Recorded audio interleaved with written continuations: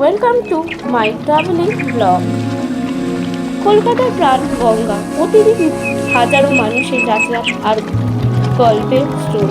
নৌকায় বসে গঙ্গার সৌন্দর্য উপভোগ করতে করতেই যেন সময় থমকে যায়। শহরের কোলাহল পেরিয়ে গঙ্গার শান্ত ঢেউ মনে হয় যেন প্রাকৃতিকের কোলাহলে হারিয়ে যাচ্ছে।